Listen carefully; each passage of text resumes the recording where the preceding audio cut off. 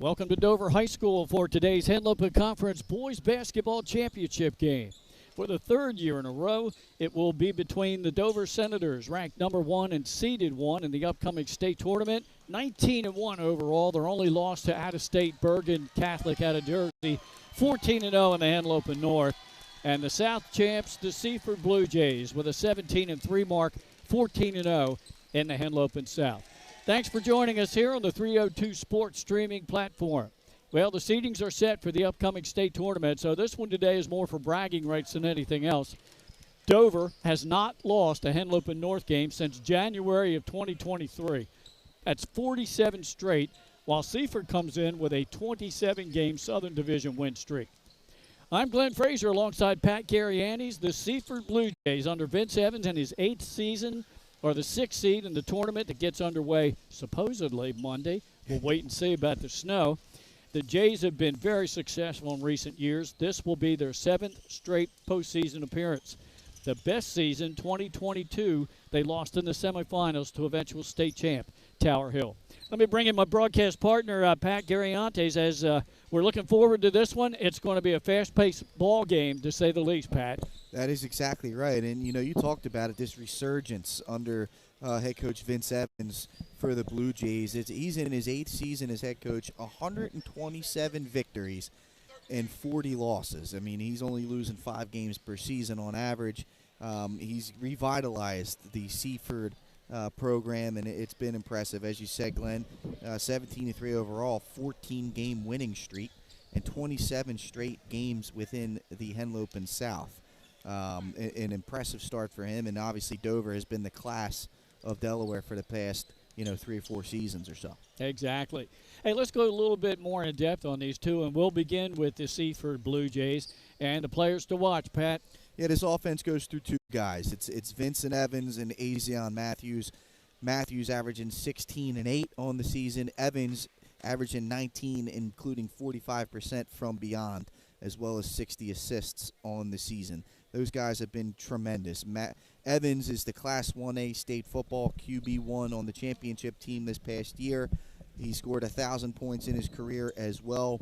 He's knocked down 45 three-point shots, so he's shooting a little more, making more than about 2.5 a game. As we said, 60 assists. He can get to the rim, he can shoot from the outside, and he's got good basketball IQ. He can see the floor.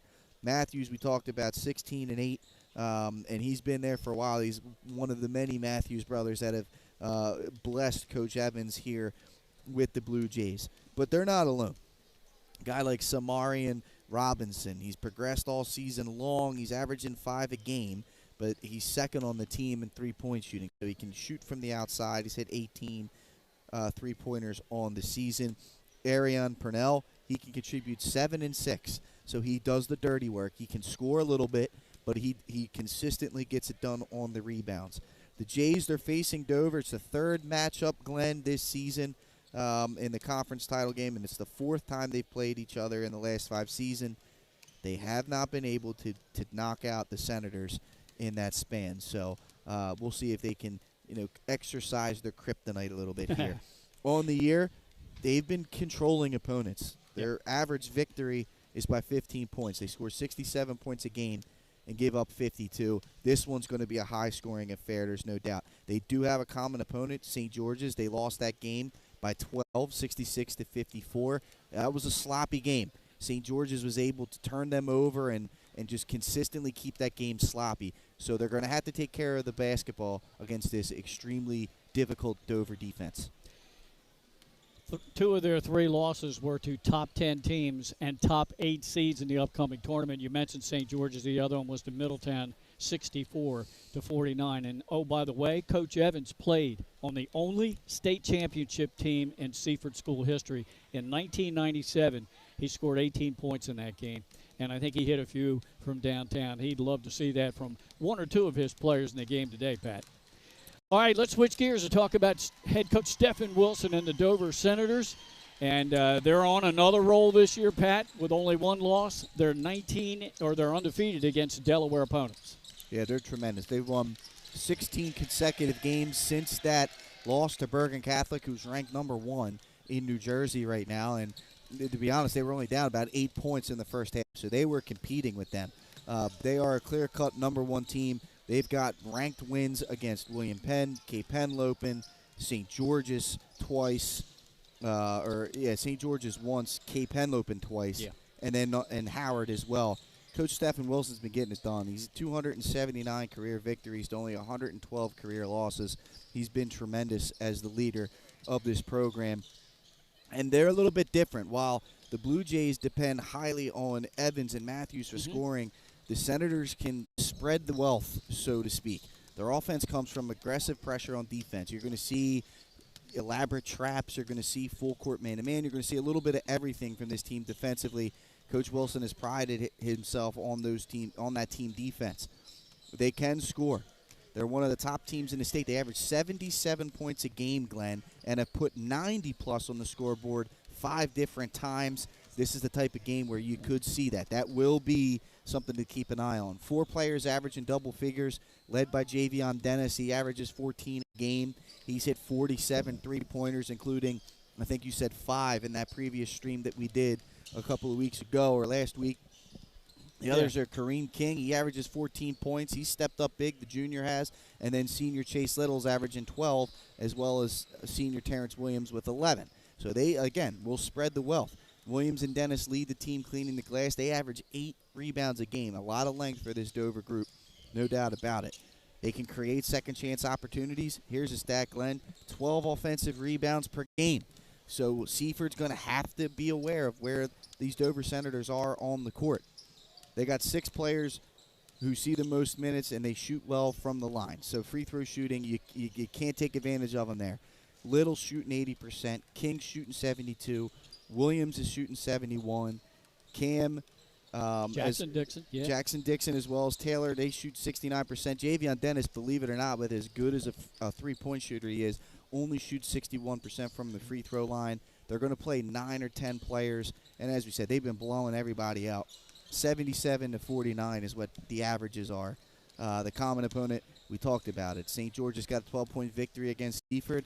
Well, this Dover team took down the St. George's Hawks 69-62 in their matchup.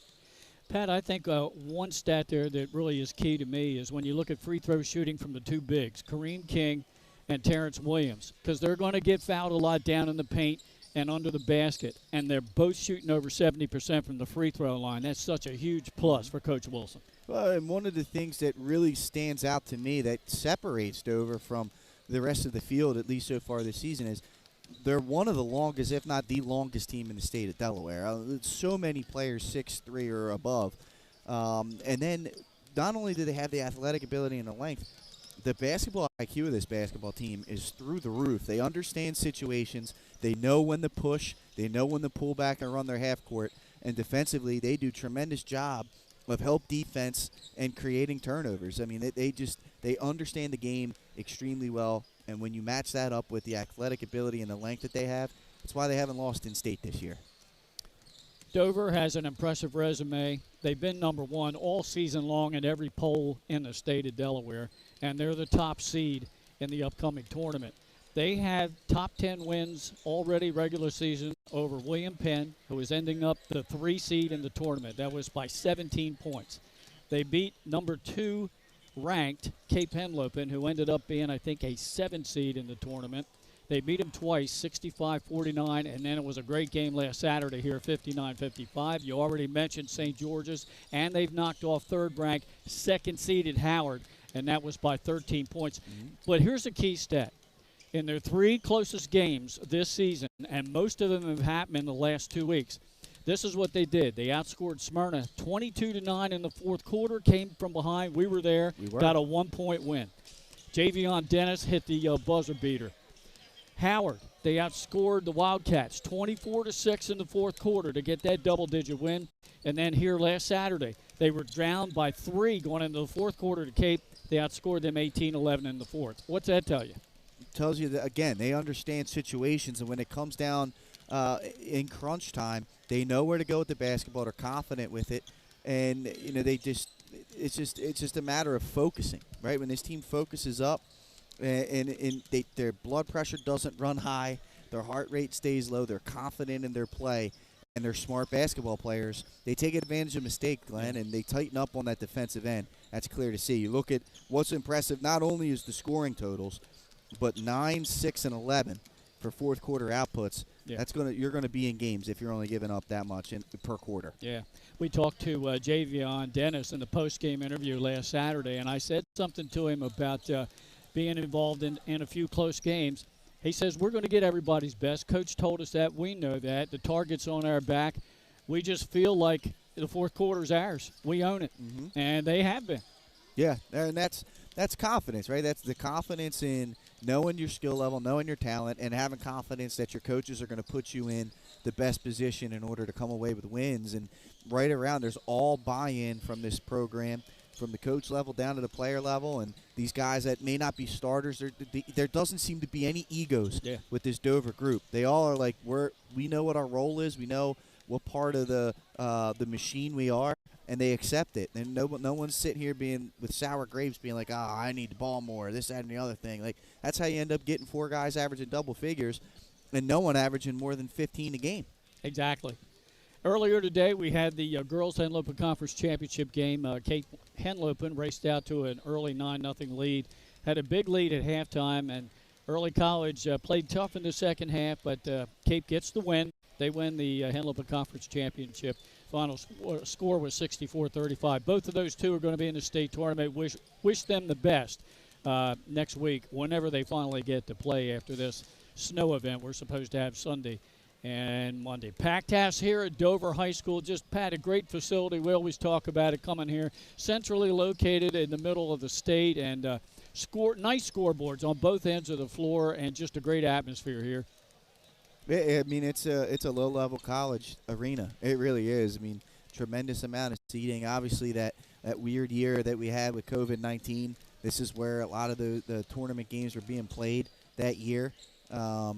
It's a centralized location, and yeah, and it is beautiful. You got natural lighting in here. You got seating in 4 different areas. And as a player, it would maybe throw me off a little bit because of the backdrop. Mm-hmm. But, you know, it's good for, you know, teams that are playing here regularly, obviously Dover and the teams within that conference, because when you go to play at the Bob Carpenter Center, that backdrop's going to be deep like this. So you get a little bit of practice. Yep. Great facility here. And once again, we'd like to thank Kevin Turner, the athletic director here at Dover High. He helping us get all set up here and make sure that we've got a really nice vantage point. We've got Craig Laskowski on camera. He's sitting up top behind us.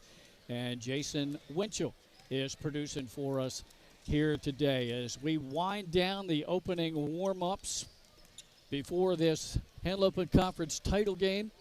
Be really curious to see how Seaford reacts early on to the aggressive defensive pressure that Coach Wilson's team can put on you. Yeah, I mean, that's going to be the key here, Glenn. Can they take care of the basketball and play with a plan, right? The one thing about Seaford is if you just roll the basketball out and just go athlete for athlete, they're going to beat you, man. Oh, yeah. But against the Dover team that can also think, you know, it's not, you know, Kobe Bryant once said accidental basketball. Like, everything Dover does is thought out, and then they have the athleticism and the skill development to back up whatever that plan and execute that plan.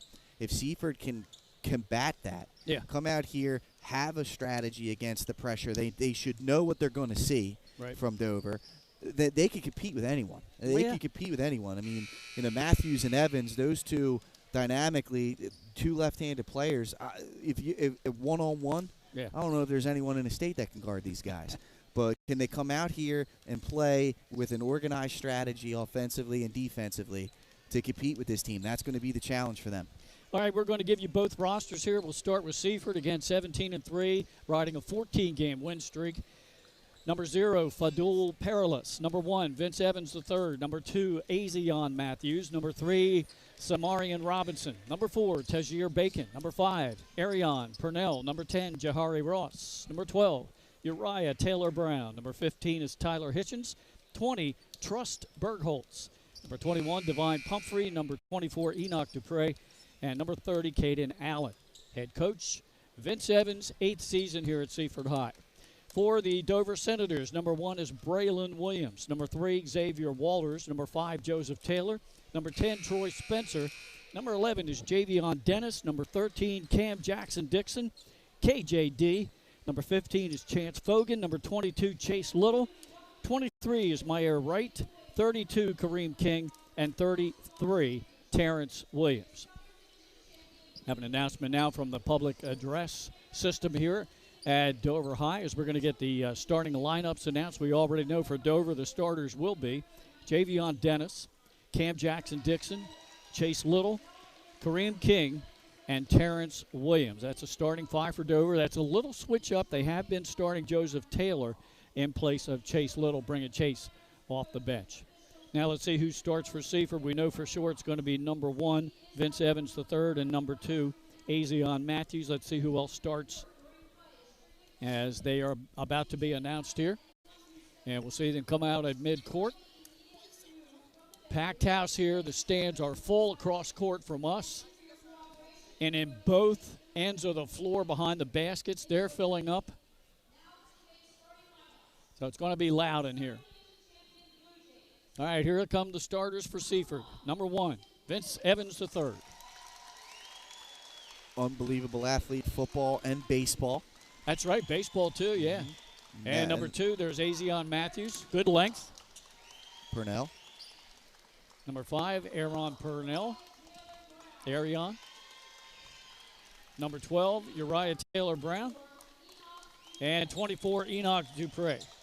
Starting 5 for Coach Evans.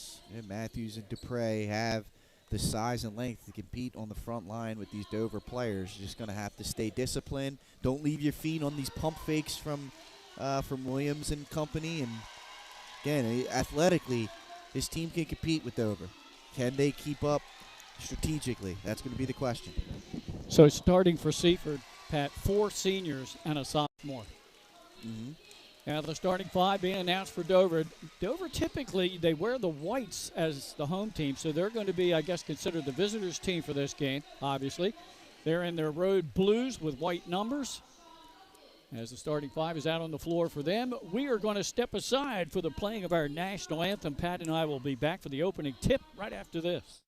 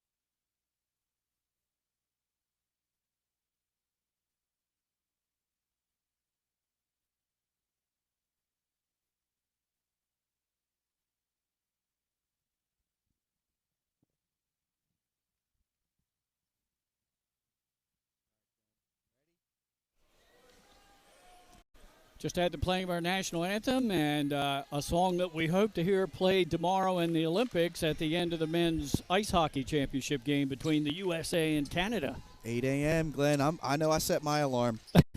Make sure I'm up there. I'm going to have the coffee on the pot. I don't need an alarm. I got an internal alarm. Gets me up. Old man I am. It's an opportunity for the U.S. to win gold in men's hockey for the first time since 1980, Miracle on Ice. Miracle on Ice. At Lake Placid, New York. How about that, right? I saw that the other day. I'm like, man. Yeah. Because, yeah, I mean, the U.S. and Canada play each other in different outlets. I had forgotten that it had been that long since we won the gold medal. It's only been happened twice. The other time was in 1960. Yes, Wow. I was alive, but no, I didn't see it. Well, they played whatever that North American Worlds or whatever that was that they did a couple years ago. They had some battles. Yeah, man, I'm looking forward to it. All right, jumping for Dover will be Terrence Williams. And jumping for Seaford is Ariane Purnell. Yes, it's Ariane out there. The officials have a little issue, a little peril thing going on. I wonder if he forgot the whistle? The change possession. They wear their rubber bands. Okay, all right. Or his whistle. Yeah, that could be. Oh, by the way, we had a first in our post game during the girls' championship game. We had our interview with Allie Deal, and she wore the bling bling 302. She got the chain stuck in her hair. That's a first. That was a first. And luckily, she was able to get it out. No follicle damage was done. I told her we had her DNA. Jump shot just inside the circle. That misses. Battle for the rebound, won by Dover. Javion Dennis, second on the team in rebounds. Almost lost his balance there. Chase Little, baseline, passes inside. Williams started to go up with it, and he got tied up. And that kind of effort is how the Blue Jays are going to have to play the entire day. Great work by Uriah Taylor-Brown. Again, not the biggest guy on the floor, but use your advantage, which was if that ball comes down, you're going to pay for it. And he did exactly that with a tie-up. Good unselfishness by Dover right here. Dennis into the paint. He got tripped up and hit the deck. That'll be a traveling violation. Well, I like the energy so far from Seaford. They came into this game. They're locked in mentally, it seems like. Sharp 2 possessions. They had a good mid-range jump shot by Vince Evans. It didn't go in on the first offensive possession. Defensively, they did a great job. Down in the left corner. Thought about a three, didn't take it. And Coach Evans up in front of us, calling out the offensive play. Now a three-point shot on the way, and that rims out.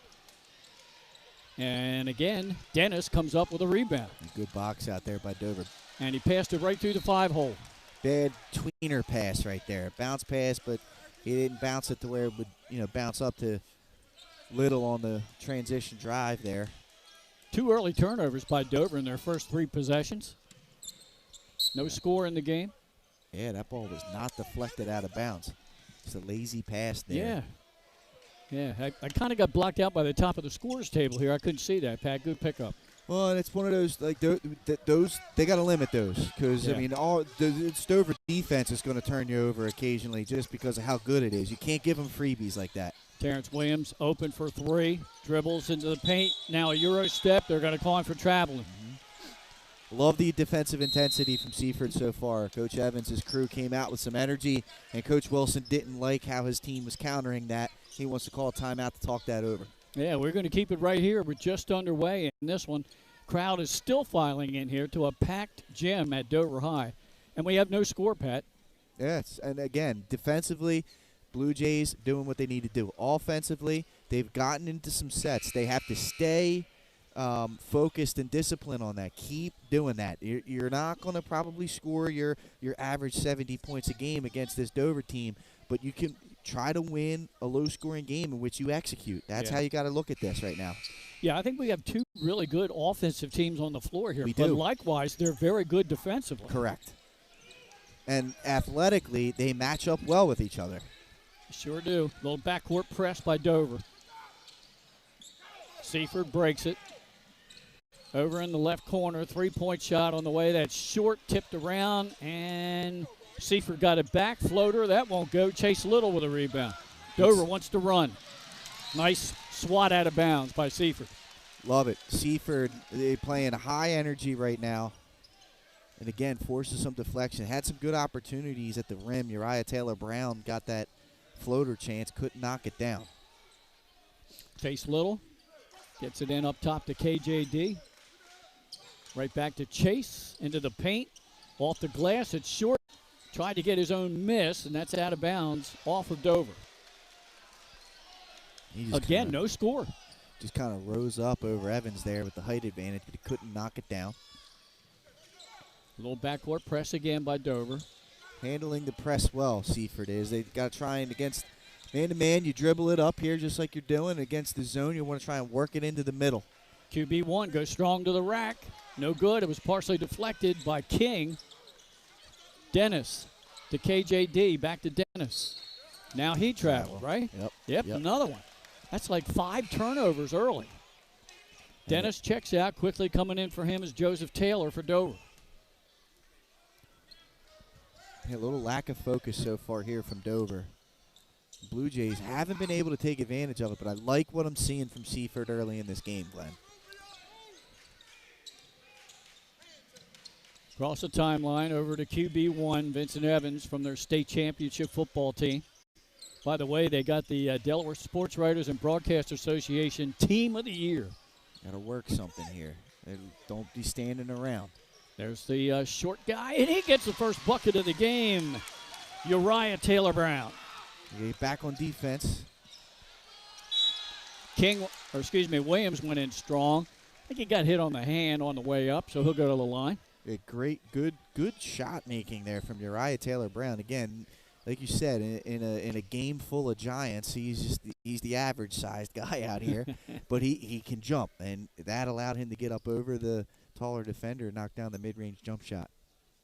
Williams makes the first, and Pat and I, if you missed it in the pregame, told you how good the bigs are for Dover from the free throw line. Williams, I think it was 72% and 71 for King, or maybe flip-flop. That was, but it's okay. At that point, it's one made. They're probably the same amount of made free throws and just different attempts. You never know. But, yeah, well, there's an example there with that quick, fast break bucket of you cannot lose your focus for 10 seconds against this Dover group. Cross-court pass a little high for Taylor Brown and out of bounds. We're tied at 2 after Williams made both free throws. And we're almost 3 minutes into this first quarter. Cameron Jackson-Dixon, guarded by Taylor Brown. Now Chase Little back up on high. King swings it around. Great defense being played here. Chase Little, I think he got a little tug on the jersey there. Yeah, and you know what? When you've got your whole entire lineup 6'1 plus, and other than KJD, they're all 6'3 or more. That was smart. Again, the IQ is so high. Chase Little recognizes that he's got Uriah Taylor Brown on him. He gets him down on the block and posts him up. That's just smart basketball. And Taylor Brown, to his credit, he's fighting with everything he's got. He ends up being a little too aggressive. Well, King strong to the paint, but he couldn't get the shot to go, and Seaford comes away with a rebound. We're tied at 2. Good pass on the wing. Shot was altered, but they get the weak side rebound to put back. Good work. Good job by Dupre bringing that ball up, dribbling it against the pressure. Again, another big with the ability to play guard occasionally, put the ball on the floor a little bit. Both teams have that. Purnell scored the bucket. Williams in strong. Goes off the glass. That doesn't go, and nobody there but white shirts. And across the timeline is Evans. We're midway through the first quarter. It's a 4-2 Seaford lead. Evans in strong. Lays it up with a left hand and in. Great job by Vince Evans. Defense over, pursuing it against 80% of the state. That kind of pressure defense, you're going to win your battle. But Vince Evans is a different level of quickness, able to break the defense down, get in the lane for 2. KJD, a three-point shot at the top of the circle, and it's 6-5. That's a good move. Seaford staff wanted a push-off. It wasn't there. Just a good stop and start. Got the defender off balance and made him pay. All right, in the high post, it's Dupre. Enoch trying to break down his defender. He wanted to try a little give and go there, but it was stolen. Chase Little goes up. And a little too strong on the shot. Got his own miss. Now we got a whistle on the foul underneath. Yeah, foul on Dupre there. And, Little kind of got stuck in between there, Glenn, on if he was going to try and throw the oop to Kareem King, who was running with him, or go up. He ended up going up missing, but got his own miss and then was fouled from behind. So Little goes to the line. It's a 1-point lead for Seaford at the 3:21 mark here in the opening quarter. 3 team fouls now on the Blue Jays. Little makes the first. I asked Coach Wilson last week in the post-game interview about his team's overall free throw shooting, and he said, Glenn, we work on it. We work on it hard. We know we're going to have that come tournament time. Especially with the length that they have. Most defenders are going to be shorter than them, and they're going to get elbows. You're going to get free throw opportunities, no doubt. Little makes them both. Now Dover has its first lead of the game at 7-6. Tajir Bacon, first time for the Blue Jays. The sophomore checks in. Javion Dennis back in for Dover.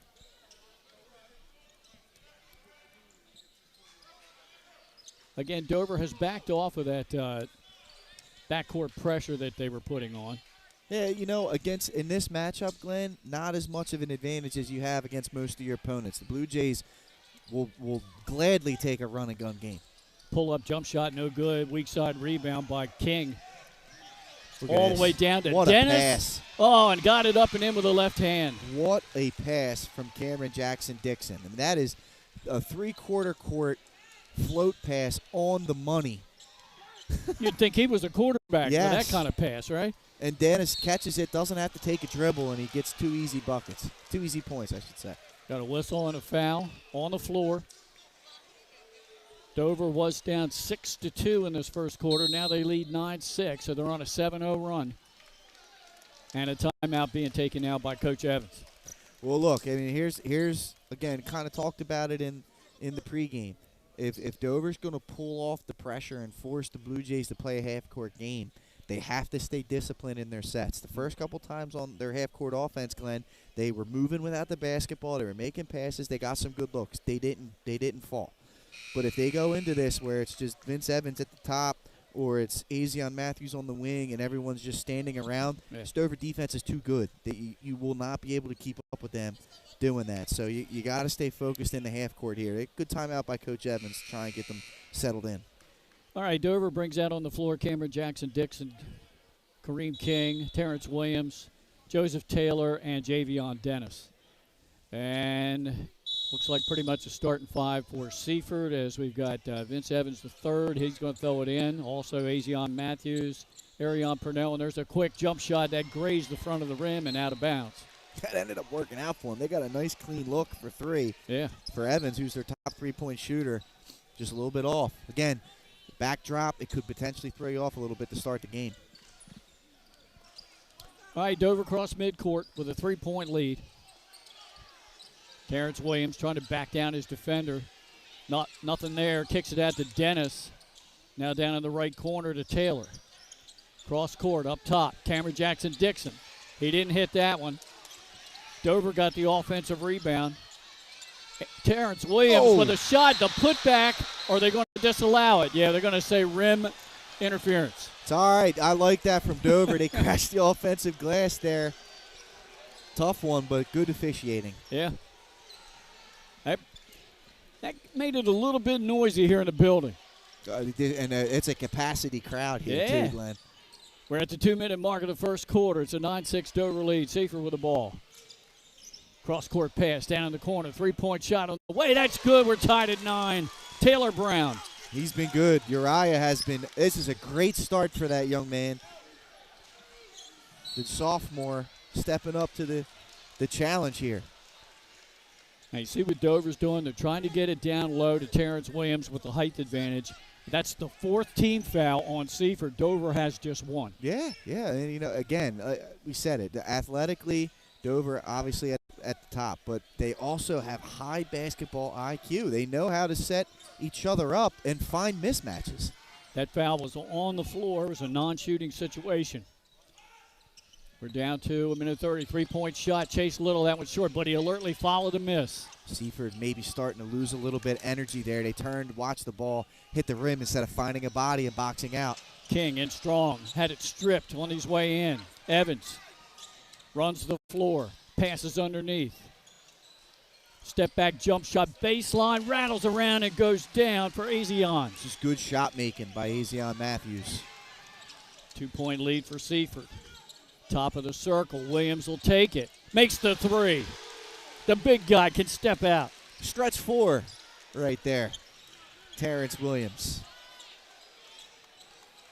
That gives Dover the 12-11 lead. Down underneath. Oh, good. Now could get that finger roll to go. Gotta use now the left hand. 2-on-2. The other way. Foul. Missing the shot and hitting the deck, I think, was King. Yep. A way to push it in tempo, but good. I mean, that was a wide open layup opportunity for Enoch Dupre, but he went try to go up with the right hand. That's tough to go with the right hand on the left side. Yeah. Just put it up with that left hand there. Tight one here. 12-11 Dover at the free throw line. Kareem King over 70% from the line. He makes the first.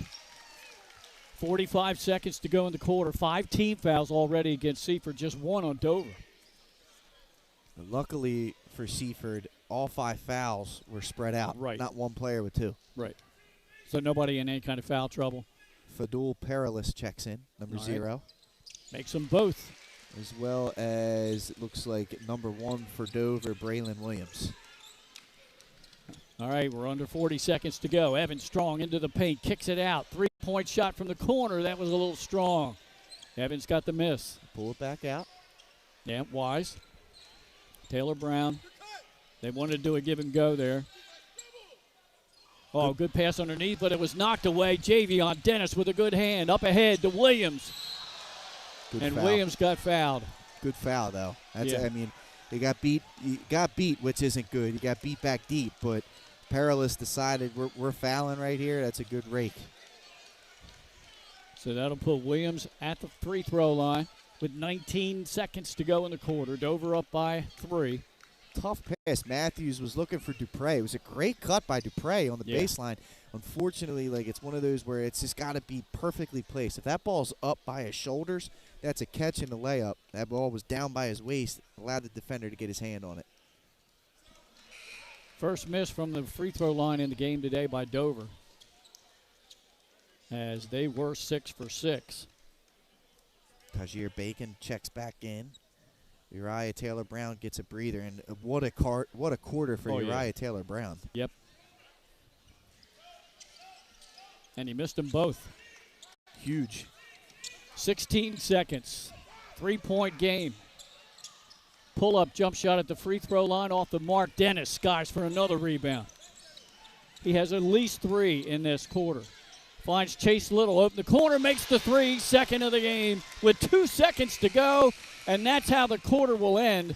A 17-11 lead for Dover, Pat. Yeah, all right there again, and it comes down to IQ, understanding the game. 10 seconds left. You got the ball in transition. Blue Jays right there, down 3.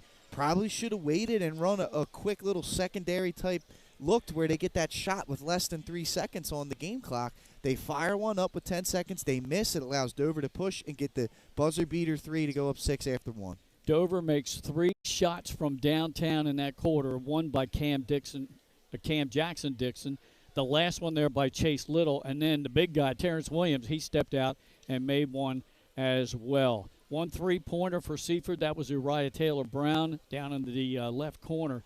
So 17-11 Dover after 1 as we keep it right here. We'll take some breaks coming up at the half. And you're right, packed house here. As we've even got some overflow of fans now sitting behind us because they needed more room in here. It's great. I mean, again, there's a capacity crowd. They're engaged with the game. You know, they're oohing and ahhing when they should be. Yeah. This is a fun atmosphere. All for bragging rights, too. Yeah. I mean, this is just a tune-up game, technically, for the tournament. Yeah, and both these teams with long winning streaks coming into the game. Seaford 14 straight, Dover 16 straight. All right, the Blue Jays will have possession to start the second quarter. They're down 6. It's the largest lead of the game. Looks like they're trying to get into a half-court set. And, again, Seaford's got to do this consistently in the half-court if you want to take down Dover. You're not going to beat them with just transition baskets. There's a little give and go again, but Evans had a little trouble getting the pass. Reset it. Go into Dupree. That's swatted away. Now he will go strong. Kicks it back out. Yep. Stay patient. Yeah. Reset it. Evans guarded by Little. Yeah, see how they're saying it around here? This is where the Blue Jays have to limit this. They got to create. At the free throw line. That jump shot goes in for Evans. Again, he's just so quick, Glenn. He's able to get to his spot. And even with nothing set up, broken play opportunity, he's able to get to the elbow and knock down the jumper. Dover, quick ball movement. Javion Dennis with a 3. And he makes it. That's 4 for Dover. Good action there to set Davis up on almost like an Iverson cut, catch and shoot 3. Down the other way, left hand. Oh, good up and under shot off the glass by Azion. Look, if the lane's going to be open there for Azion Matthews, he's got just as much length, if not longer, than anyone else at protecting the rim for Dover. Look to stay aggressive. Nice move. Oh, that was a good little move. I didn't see who that was. It was Williams. He did a great job against Dupre. He got him on his, oh boy, on his hip. A nice little finger roll. Yep, Dennis takes a pull-up three. Got it. Two in a row for him. He could be getting hot. Timeout by Coach Evans. It's a good one. Because the roof was about to be raised here at Dover High. And look at Coach Steph Wilson with a big smile on his face. Crowd into it. That's just great. Dennis, 2 step-in threes there. 1 in the half court and 1 in transition. This was a really good time. A good part of the game for Coach Evans to call a timeout. It's a 10-point game, but you want to try and keep this thing where it's at. This thing could balloon quickly. 5 threes made by Dover here in the first half. And Javion Dennis, like he did last Saturday here against Cape, he's just one of those streaky, long-range shooters, and if he gets on a roll early, look out. Absolutely, and they got a couple of those. Chase Little can get it going. Dennis obviously is the main guy. KJD can knock down from the outside. I mean, Dover, there's no flaw. Yeah. There's really no flaw. The only thing they don't have is a 7-footer. I mean, they have everything you're going to want. They got point guards that can handle the rock and set offense up. They've got shooters that can knock down. They've got length for the defense and crashing the offensive rebound, slashers. They got versatile bigs, especially with Terrence Williams. I mean, they're one of the top teams we've seen come through this state in quite some time. And they're deep. Oh, yeah. They're deep, man. It's not like they only have 3 or 4 guys that can contribute. They got 10. It doesn't stop. Largest lead of the game right now, 10. 25-15 Dover. Plenty of time to go in this second quarter. Over 6 minutes. Now they're doubling the ball. Dupre in trouble. And look at that. Dennis jumped in. They almost had a steal. But Dupre gets it back, goes in strong with the right hand. It won't go. Blocked from behind, it looked like. Chase Little. Dennis has his spot. Oh, he was fouled on a 3-point line. He'll go to the line for 3. He was passing that ball, though. I wonder if they'll keep it on the ground. Let's see. You're right. Nearly perfect defense. Azion Matthews just went over a little bit, and they called it. Oh, wow. They're going to give him the shot. He looked like he was passing the basketball. That's the second foul on Enoch Dupre. Team's first. Dennis with 3 free throws. Makes the first. I would be asking for that. Good defense, I thought, on the shooter there, because when he got set for the first attempt, he didn't take it because defender was in his face. Mm-hmm. He gave the up fake, tried again. Another defender got in his face as he makes the second. And now Terrence Williams gets a breather. King comes in for him. Also coming in for Dover, Troy Spencer.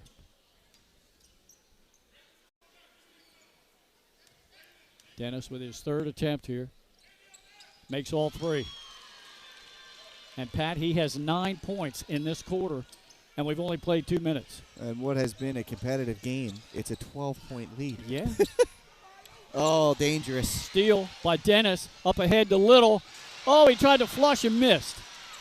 Up ahead, a breakaway for Seaford. And finish him with the left hand is Taylor Brown. They got to get back on defense. Dover is not slowing it up. 11-point lead for Dover. Dennis gave it up to Chase Little, who calls out the play. Got it inside. Back to Little, who lost the handle and then gets a floater in the lane. Seaford looks like they might be losing a little bit of energy here. Last couple of minutes. Good transition offense. But they've got to lock in here defensively. That's 4 points now for Purnell. That energy level has dropped. There you go. There you go. Yep. They collapse on the ball. Caused a traveling violation on the tie-up. That's what they need to get more. Those first 4 or 5 minutes, they were all over the place. Hands active, everything. Yeah. Obviously, we're getting towards the end of the first half. A lot of energy was exuded. They've kind of backed off a little bit until that possession there. Dover just brought Taylor into the game. Gave Spencer a breather. Now a little bit of press at midcourt. They get across half court. Yeah. There you go. Evans, double team, third underneath. Dennis with a steal. Up ahead, and that's stolen by Evans. He goes right to the paint. with a right hand. Battle for the loose ball, won by Taylor Brown. Up and under, and that's good by Matthews. Get back on defense. Timeout called by Dover. Head coach Steph Wilson. It's a 9-point game, Pat. Yeah, it's a good timeout here. Coach Wilson, again, just to give his guys a breathe a little check-in, essentially. Yep. So here's the scoring early on. 11 points for Javion Dennis. 9 here in the second quarter. 3 points for Cam Jackson-Dixon. 5 points for Chase Little. 2 for Kareem King. And 5 for Terrence Williams. And 2 for Braylon Williams for Dover. All right, on the other side for Seaford, 4 points for Azion Matthews. 6 for him. 4 for Evans. 4 for Purnell. And I have 9 for Taylor Brown, but it looks like they have him listed with 7. That is correct. He has 7. There's your score, 30-21. Dover up by 9. Boys Henlopen Conference Championship game. And this has been the matchup for the 3rd straight year. Dover in the north, Seaford from the south. All right, after the timeout, Dover walks it across midcourt. Midway point of the second quarter. Glenn Frazier alongside Pat Gary-Andes. Dover really working hard here. Little zone defense here from the Blue Jays. Yeah. They created some confusion there. Almost got the turnover. Let's see as they switch the post player. Cross-court pass, wide open. King won't take the 3. It's patience. Good patience by Dover here. Little tried to pass underneath to King. Ball is off of Seaford. It will stay with Dover as Williams checks back in. Terrence. Smart. Against the zone, you want Williams either in that mid-post area or around the free throw line. I mean, he can either turn around, knock that free throw. It's kind of like the Sixers would use Embiid, right? Yeah. You put him in, nice pass to Dennis, fall asleep, and they get a quick 2. Yep, good inbounds play. But a big who can pass and knock down the mid-range against the zone, that's a good substitution. Dennis with 13 points. They're going to call a backcourt violation and a turnover. Gotta know where you're at. Yep. How about Dennis here in the second quarter? 11 points in this quarter for him. And he hasn't had the ball in his hands often. I mean, these are catch-and-shoot opportunities. They're transition baskets. I mean, that's the beauty of his game is he can put points up without really having to, dominate the basketball from a dribble standpoint. Say, look, there you go. Turn around. That's perfect. Money. Terrence Williams. Wow. Against the zone. I mean, that's your zone beater right there. That was a great substitution by Coach Wilson. Yep. Largest lead of the game now. 13 points for Dover. Matthews picked up by King. He's swinging around. He missed him. Yeah, he was wide open after the pass. Jump shot misses. Get reset into a half-court offense here. Standing around. You can't be standing around against this defense. Deep shot. Good shot for Evans. His first long range of the game.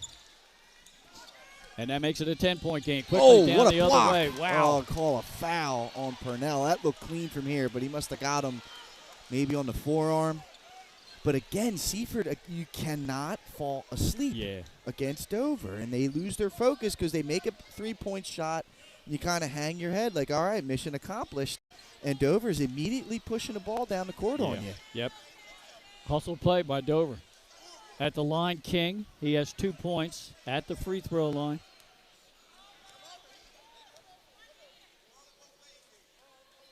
Makes the first.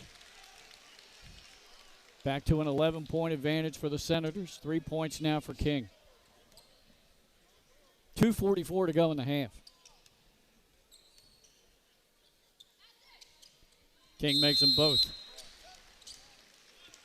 It's Jahari Ross checking in, junior, number 10 for Seaford.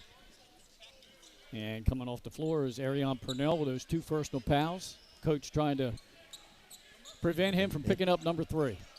Someone got to get in the middle of the court here. Evans across midcourt, strong into the paint. What a pass. Good pass underneath. Turn around up and off the glass by the guy that just came in, Ross. Great. They get back. Evans, again, just being an athlete. Yep. But they got to get back on defense. Goes right around Cameron Jackson-Dixon. Then got timeout. Yep, he's in trouble. Pass is stolen. King ahead to Little. Back to King, but he was too deep to get the alley-oop. He was fouled, and he's going to go right back to the line, Pat. Dover just presses you. And when I mean not just defensively, it's just they do not stop. And again, just a split second of hesitation, and they're by you.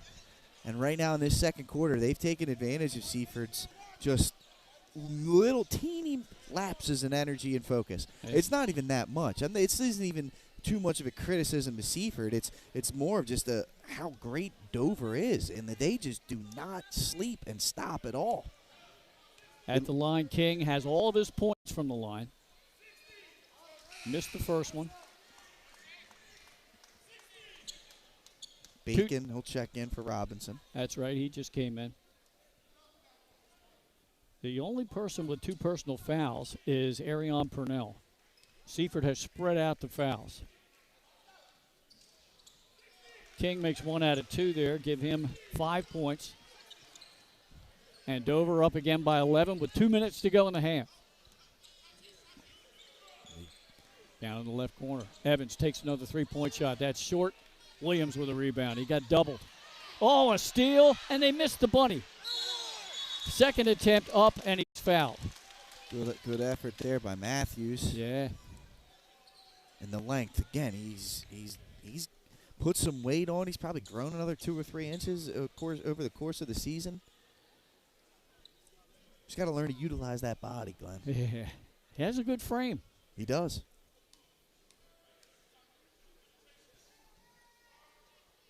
First free throw is good. 7 points now for Matthews.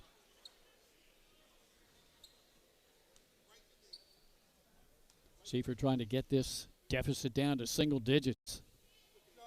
And they do. It's a 9-point Dover lead. There you go. You gotta be ready. Yeah, they got down the floor in a hurry. That time Seaford got back. Cross-court pass. King right back across court to Jackson-Dixon. He drives baseline. Tried to get it underneath. Seaford, good effort. A good hustle effort there, Pat. Yeah. He couldn't corral that loose ball. Boy, if they'd have gotten a steal and a bucket there, then they would have cut this lead down to 7. That would have been huge. Jackson-Dixon thought about 3. Get a hand in his face, though. Yep. He can knock those down. Oh, yeah. Gotta watch Dennis over here. Ooh, that was almost a steal. We're down to 1:19 to go in the half. It's all right. If you're Seaford, that's fine. You got to stay disciplined in your defense here. Oh, good poke away there. It was. The defender, number 10, that was Ross, caught Dennis checking with his head coach, looking back. Yeah. Don't let them relax because they're not letting you. No. You know what I mean? A minute to go in the half. Chase Little, a little bit of a fake, couldn't get the shot up. It was altered. Evans with a rebound. Good defensive discipline there by Matthews. Evans all the way down with a left hand up and in, and it's a 7-point game. Yeah, no one stopped the ball. And then on the other return, no one stopped the ball. It was just a missed layup. 2 on 1. Glenn. Yep, the little guy. And now it's a 5-point game with 40 seconds to go. Great job by Seaford right there. Taking advantage of the transition bucket. Now they're 1 stop away. They're right back in this game here. They sure are. They're on a big run. They got to focus again. 1 more defensive possession. They can't have any lapses here. They're on an 11-3 run. Looks like Dover might hold for the last shot. Dennis, way beyond the top of the circle, takes a 3. No good. 10 seconds to go. Rebound Seaford. Matthews to Ross. Tried to get it back to Matthews. They lost the handle. They still have it. 2-1. Desperation shot. No good, but what a comeback by Seaford at the end of the quarter. Yeah, that's a great end to the half. They should be happy with it. You can see they're faithful. Their fans are happy with it. Coach Evans and his staff should be. And you should have confidence going into the locker room right now. Yes, you're down 5, but you ended on quite a burst. All right, we're going to step aside, break away here for a few commercial messages. When we come back, we're going to go in studio, take a deep look at the boys' seedings and the bracket with Jason Winchell and Craig Laskowski. Pat and I are going to take a breather. We'll be back a little bit later. From Fenwick Island to Middletown, Surf Bagel is your go-to spot for fresh baked bagels and good vibes. We're open daily from 6:30 a.m. to 2 p.m., serving up breakfast and lunch favorites like our specialty wraps, made-to-order salads, tasty smoothies, and locally roasted coffee. Be sure to check out our iconic merch, the perfect way to wear the beach life wherever you go. Dine in and enjoy the beach atmosphere, or grab your order to go and hit the road. We're stoked to serve you soon.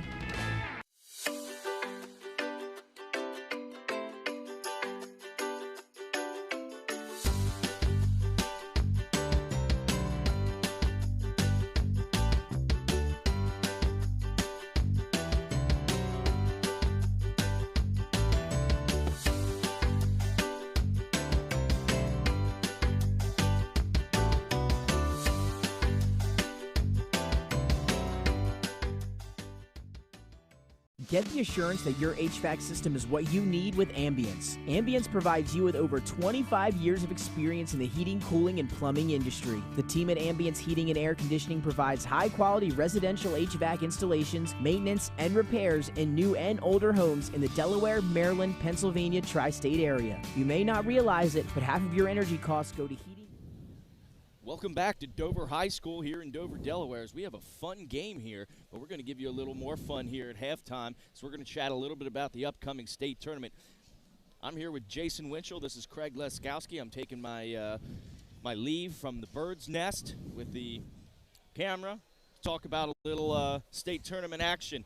The seedings were just released. There was a lot of speculation and talk yesterday. Jason Winchell has come out of the bunker with all of the beautiful Mind Rain Man numbers painted all over his ceiling and windows and walls, and he has come up with some great info for us. So we're going to talk a little bit about the state tournament, and obviously, Jay, we have two great teams here today who will be a part of that state tournament. But, yeah, let's start with them. What do you see about them and their outlook for the state tournament? Yeah, I mean, I think coming in, everyone, Dover's the team to beat, right? Absolutely. 19-1. Only lost to the number one ranked team in New Jersey. Look at their top half. They're in the one seed. Look at their draw. They're going to get St. Elizabeth's Concord winner. They get by that, which they should, but if they get by that, then they get a possibility of Smyrna, who's given them their two toughest games of the year, where Dover had to come back and win those games. And then you get by them. Then you got St. George's and Middletown possibly there. So, I mean, that top half of the draw is not an easy draw for Dover. But, I mean, Dover has the most experience, and they've been the best team all season. So, nothing that they can't handle. Yeah, just for reference, what Jay's talking about, since we don't have the bracket up on the screen at the moment, Dover obviously has a first-round bye, and at the top half of the bracket, it's Dover, Smyrna, St. George's, and Middletown with the byes. And the first-round matchups ahead of Dover would be Concord and St. E's. So the winner would play Dover out of Concord and St. E's. And I think we both think maybe St. E's comes out of that one. And then you have Dover versus St. E's. But then Appo and Sanford would play each other right below that. And that winner plays Smyrna. So to your point, it looks like a collision course between Dover and Smyrna in that quarterfinal matchup, and that's exactly what Jay's talking about here. And down at the bottom of the bracket, Seaford is at the very bottom of this bracket. They have byes along with William Penn, Cape Henlopen, and Howard. And Seaford would get the winner of Salesianum Woodbridge, which I think will be a great matchup. Seaford and Salesianum will be a lot of fun to watch. Yeah, I'm sure Seaford doesn't like seeing Sally's or Woodbridge there. I mean, two teams that can play, and they're gonna, thing is, Seaford gets to play at home. And I'll tell you what, that is a raucous atmosphere down there. Seaford, one of the best places to watch a game, and so that one of the now Woodbridge plays in that Henlopen South, so they're probably used to it. Sally's, that's not a fun trip from upstate to downstate, but I think that could be That could be one of those games where you have to watch in the second round. Also, Howard Tatnall. If Tatnall can get by their first-round opponent, they would go to Howard, and Tatnall has the number 7th ranked sophomore according to ESPN, and they are undefeated in the state of Delaware, 16-4 overall. Yeah, great matchup there in the first round, Archmere versus Tatnall. I'm not sure Archmere has the height to go with Tatnall or the athleticism, but Archmere's been scrappy this year. They were fun to watch. They were the last team to get a loss here in the state of Delaware, undefeated for the first 8 games of the season, I believe. So it would be Tatnall versus Archmere, and the winner of that game will play Howard in the second round. So not a great draw there for Tatnall or Archmere. And then Cape Henlopen will play the winner of Sussex Central and AI DuPont. So I feel like, if anything, they got a nice draw there, because AI DuPont, you think they warrant a 10th ranking? They were 17-3 this year, Craig. A great year. They like to play. They will score. They can score, and I think Cape can score. So if that is a second-round matchup, I hope the scoreboard hits 100 up there at Cape Henlopen. Cape Henlopen's put up 90 points, I think, 3 times this year. AI's put up 90 points 4 times this year. So, I think that if that's a game, whenever that game is, I'm hoping it's Wednesday night, but if we don't have this snow. But Wednesday night, if that is a game, drive down to Lewis and watch that game if you like to watch high-scoring offenses. Oh, yeah, that'll be a battle of 2 Delaware beasts in the basketball division. So let's just, we got the teams coming back out here. That was a fast 5 minutes of television. Exactly. So this is the fastest 5 minutes in Delaware sports. Yep. So we'll wrap it up a little bit for you as the Blue Jays come out in the fantastic uniforms designed by probably a very smart person. Semifinal matchup. Final 4. Are we going to go chalk, or who do you think the Final 4 will be? What is the Jason Winchell prediction machine telling us? I like Dover. I do like St. George's in the top half. Bottom half, oh, man, William Penn, Seaford, or William Penn Sally's, Howard Cape played an overtime game this year, and they'd be in the quarterfinals. That won't be easy. I don't know. I'd probably lean Howard, and I'll go Penn. So I will go chalk. So he's going all chalk, 1 chalk. through 4. All right. So other than our Final 4 predictions, we won't make you predict the championship or the winner yet. But what about upset alert? First or second round, what is your upset alert? Oh. Actually, we'll just go first round. Upset alert in the first round. Who has the biggest chance to be upset in the first round based on the seedings?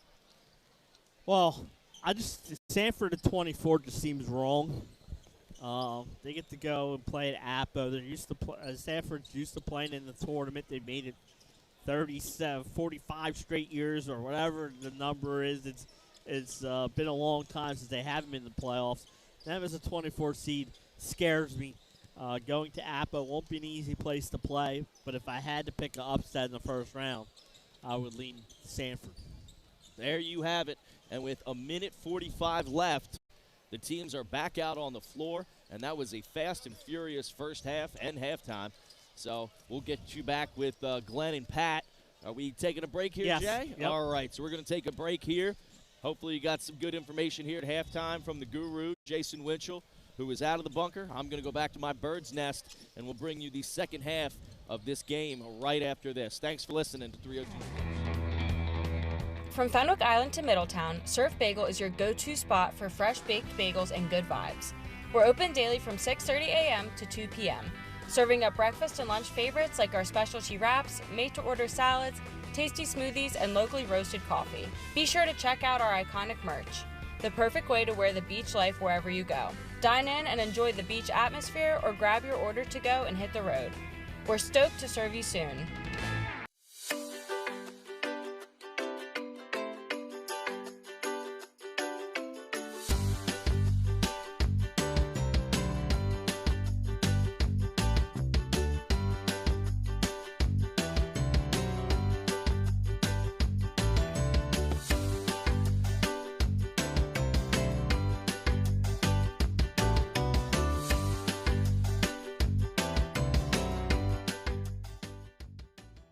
Get the assurance that your HVAC system is what you need with Ambience. Ambience provides you with over 25 years of experience. All right, thanks to Jason Winchell and Craig Laskowski back in studio for that halftime analysis on the boys bracket and the upcoming seedings. We're just about ready to go with second half action here. Great run at the end of the second quarter, 11-3 run by Seaford to get back in the game, Pat, after being down 13. Absolutely, and this is a high-quality game so far. That first half was back and forth, both teams trading punches, playing at a high level, and right now the difference in the game is just a couple of brief lapses in focus by Seaford, allowing Dover to get some transition buckets, which against every other team in the state wouldn't hurt you, but against this Dover team, it's the difference in the game. So we'll see here what happens in this second half. Once again, Dover. And they tried to force a pass into Williams. It was stolen. Hey, good length. Purnell coming away with the steal. Well, there's a little bit of contact. They're going to call a blocking foul on the Senators. That will be Cameron Jackson-Dixon. That's his first foul. Dover has nobody in foul trouble. As a matter of fact, they only have 3 team fouls the whole game. Well, Matthews did push off. However, Jackson-Dixon was not set. He slid into him. That's a good call. Seaford in the white uniforms. They're considered the home team here. Strong move. Matthews, right hand, no good. Flying in there for the offensive rebound, and the putback up and good by Purnell. Purnell's athleticism just jumps off the page. He had a block. He ended up committing a foul earlier in the game. And then right there, that just skying through to get that rebound. Now it's a one-possession game and a 13-3 run by Seaford going back to the second quarter. I'll tell you, the switch to zone has let them back into this one. 3-point shot up and good. Up was blocked. Who made that? Was it King? Jackson-Dixon for 3. Jackson-Dixon. Okay, his second of the game. And again, you don't want to lapse in focus. They didn't come out to crash out. Jackson-Dixon's a more than capable shooter. You're going to want to come out and defend that. Dupre in the high post. Dover in his zone. See how they're active with the zone, though? They push it out. Yep. Looking for the backdoor cutter. They got to move. Got to move. Too much standing around. There's the pass baseline. Dover reacts quickly, though. Matthews guarded by Dennis. Gets it to Dupre, but couldn't handle it. Up to King. King lays it up. Oh, it wouldn't go in. Wow. That was so close. And Seaford with the rebound. Just underway here in the third quarter. That was telegraphed. And Jackson-Dixon will commit a foul trying on a hustle play. Great job by Uriah Taylor-Brown. Come back to the basketball. Work back to the basketball. If he stands there, Jackson-Dixon's going the other way with a breakaway layup. Nice work by the young sophomores. Impressed me, Yes. Glenn. Oh, he has, yeah. That's the second personal foul on Cameron Jackson-Dixon, the only Dover player in any kind of foul trouble. Taylor-Brown cross-court pass to Matthews. A little bit too late, but he had Dupre open for a layup. Contested shot was blocked. Williams with a rebound, 2-on-1. Chase Little. Oh, he went with a finger roll, and it rolled off the rim. Second time he's got caught in between in transition. Pull-up three-point shot. Evans, no good. Matthews rebound. Good cut. He missed him. I think he was indecisive as to whether or not to pass that ball or not. Forced the issue there, Glenn. There's the foul by Dupre. Yeah, Williams going the other way. He didn't have a breakaway. That's his third foul. Yeah, Dupre grabbed him in midcourt. They're going to look to see, is this intentional right here? Yep. Yep, intentional foul. That hurts. Wow. I don't know why you would do that, Pat. He was at midcourt. He wasn't going to go blazing down to the rim. That's one of those where, like, we're in the park, you know, you're just trying to avoid, like, tangling feet up. Yeah, that's probably But out right. here in this game, you can't do that. Yeah. You got to make a play on the ball, as the official says. He's right. Yeah. He is right. Second team foul on the first team foul this quarter as Williams misses the first free throw. He has 9 points in the game. Dupre's got to come off the floor with 3 personals. He hasn't been able to get in a rhythm here with the foul trouble. Yeah. Still scoreless. 5:37 to go, third quarter. Dover up 41-34. after Williams made 1 out of 2 free throws. And they get the ball. Turnaround jump shot. Little couldn't make it. 1-on-1 up ahead, and it's out of bounds to Seaford. Purnell just kind of lost his footing, couldn't quite gather there. Again, Evans, a great box out and skying for the rebound to kickstart that fast break. Yeah.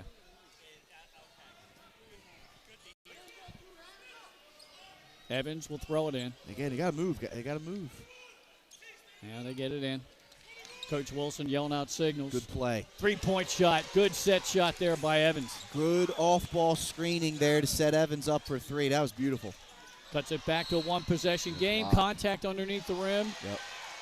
That'll go against Seaford. Yeah, he did. He kind of fell down without anybody touching him, and then it turns into a trip at that point. So the foul's on Tajir Bacon, his first. We'll give him 2 shots. Confusion here with the officials. Coach Evans wanting an explanation.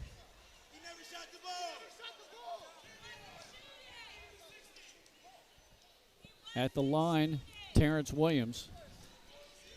He was just there moments ago. Makes the first.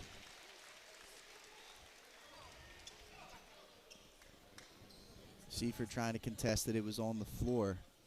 The official's explanation was he didn't get the shot off because he had tripped. Because, he's turning around to go up. He gets tripped. He's falling on his face. 1 for 2. Splits the free throws, right? Yep. 5 for 8 from the line for Williams. Give him 12 points in the game. Dangerous. Gotta get trouble. across. They're getting it across. Gotta get across. There you go. They just do. Whistle and a foul on Kareem King right in front of us. That'll be the second on King. Team's third. Dover has a 6-point lead, just under 5 minutes to go, third quarter. Taylor Brown goes backcourt to Evans. Evans strong, all the way down through, lays it up and in with a left hand. He's so explosive, Glenn. So explosive as an athlete. It's a 4-point Dover lead. Cameron Jackson-Dixon had to pick up the dribble. Williams has it down low. He threw up a prayer there, tipped the ball to himself, and then tipped it out of bounds. It'll be Blue Jay basketball. And a chance once again, Pat, to get this down to a one-possession game. Yeah, you got to be – I'm impressed. I'm impressed with Seaford. Saw them earlier in the year against St. George's in what was just a slop fest of a game. They have definitely been focusing on improving this season, and they've done so. Impressive so far here in this one. Matthews, guarded by Chase Little, goes all the way to the rack but hit the side of the backboard. However, there was a foul on the way up. Williams got him. He absolutely slid over and bumped him on the body, knocked him off of his trajectory. That will put Azion Matthews at the line. Second personal foul on Terrence Williams. And the 14th foul against Dover. We're only midway through the third quarter.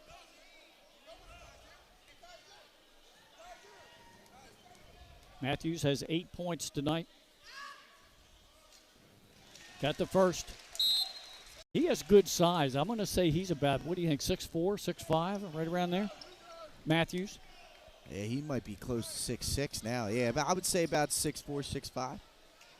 But he's pushing the limits of 6'6".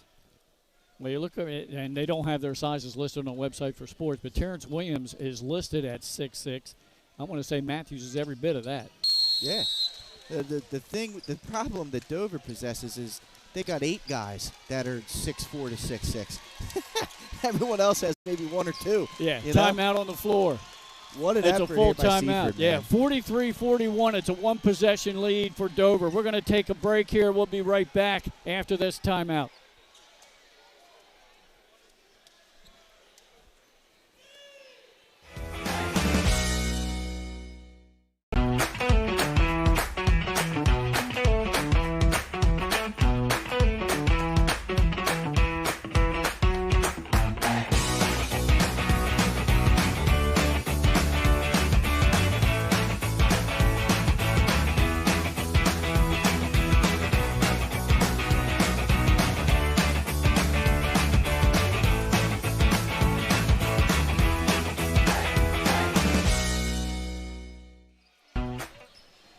right, we're back.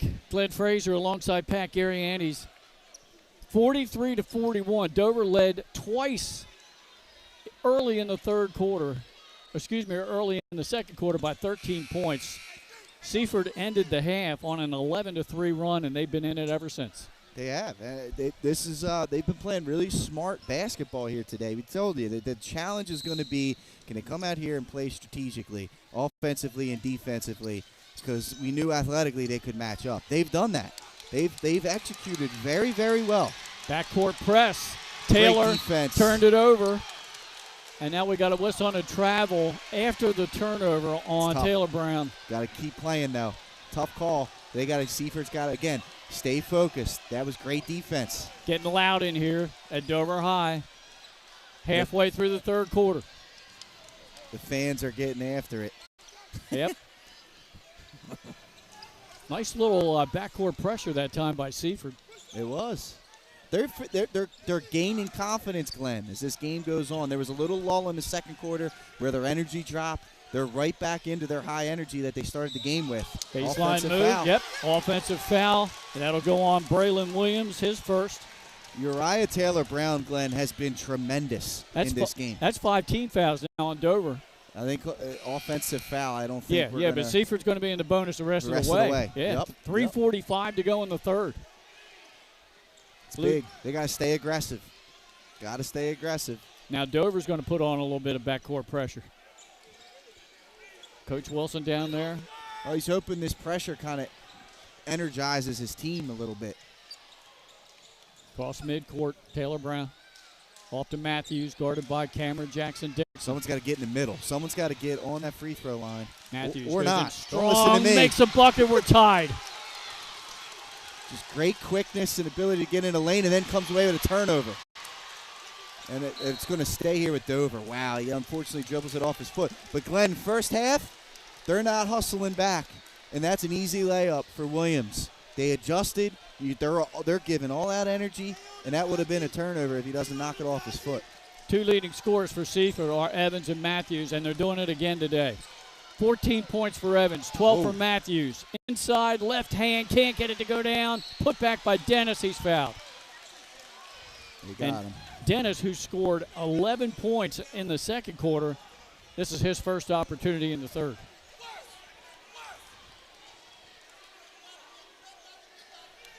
Foul is going to be the third on Purnell.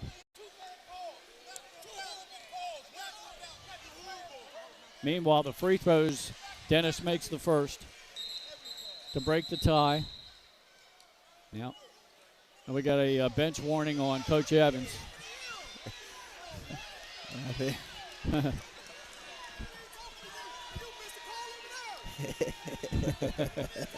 Yeah, we're laughing because we can hear the Seaford coaches. They're very close by. Well, it's just like the energy in the stands is raising. The tension in the game is raising. This is fun, man. 15 points for Javion Dennis. He made both free throws. He leads the team. 2-point Dover lead. Seaford with the ball. 3 minutes to go in the third. Evans going to reset. Yep. He's guarded by the much taller Terrence Williams. Now they'll switch. Cross court to Taylor Brown. Just past the free throw line. Shot back of the rim. Got to get back on defense. Yeah. Seaford, good job. Taylor got the rebound for Dover. Up to KJD. Into the paint, double teamed. Had to pick up the dribble, needs help. Gets it from Dennis. Now to King, crossover dribble, and the 2 players. He got Purnell off balance, and that's the correct call. That's going to be 4 on him. That's the 4th on Purnell.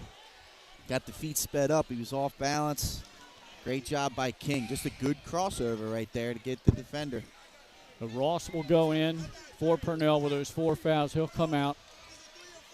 Now both teams will be in the bonus in this third quarter. Final 2:28. Good inbounds pass, but they missed the shot. And Matthew skies for the rebound. Glenn, you talk about as there's a foul there in transition. What do we got here? We got a foul? What do we got? I thought it was a kicked ball, but I'm not sure. I think you're right, Glenn. I think you're right. Yeah, nothing on the board. All right, Good. Seaford. Matthews. Now what do we got? Traveling violation on Matthews. Ooh. Big turnover here with 2:19 to go in the third. Dover now with an opportunity to push this lead out to 2 possessions. Hey, Dover's just got to stay within themselves, right? I mean, this is a competitive battle, not something that they haven't seen before. You saw it in the 2 games against Smyrna. Right. And Seaford you just got to keep playing your game right now. KJD dishes it off. Little weave around the top of the perimeter. Nope, double team, steal. Seaford has it. 3-on-2 if they hurry. Yep, they did. Up and under, good shot. We're tied again at 45. The bucket by Bacon. Beautiful job by Bacon to use the rim as an extra defender to allow those shot blockers inability to block it. Taylor. Nice block by Evans. Yeah, good job by Evans. Ball stays with Dover. Very impressive from Seaford here this afternoon, Glenn. Very, Especially very the impressive. last quarter and a half, and they're doing a really good defensive job on Javion Dennis. He only has the 2 free throws this quarter. Now Dennis in the corner, but they got on him quick. Got a shot, little floater on the baseline. He made sure he was getting involved there on that possession, Glenn. 17 for him. 2-point Dover lead. Oh. Baseline move. Shot won't go. Battle for the rebound. Goes to Dover. 2-on-1. Yep, 2-on-1. Alley-oop. Nope. Good defense. Now Taylor strong. We've got a foul and he'll go to the line, but I'll tell you what, if he made that shot, that was going to raise the roof on this joint. I didn't think he had any shot of getting there, but I didn't either. he made that a lot closer than I thought he was going to. He was as far out as I've seen old Dr. J back in the day. Listen to the crowd. Yeah, oh yeah, it's getting, and we're only in the third quarter, folks. Ross's second personal foul at the line, Joseph Taylor. And he's one of those Dover players with a lot of length. He's yet to score in this game. This constable over here on the Seaford side, he's got his work cut out for him. He's got some high school students chirping the Seaford locals. Yeah. Good competitive fun, man. First free throw by Taylor. No good. Looking for his first point of the game. 1:12 to go in this exciting third quarter here from Dover High. Second one on the way. No good. He missed them both. Seaford with a chance to tie or take the lead. Evans at the free throw line pass. He got up in the air and committed. Oh, wow. What hustle. Oh, man, they're getting called. King Foul got from the steal. behind. And that's Ross's third.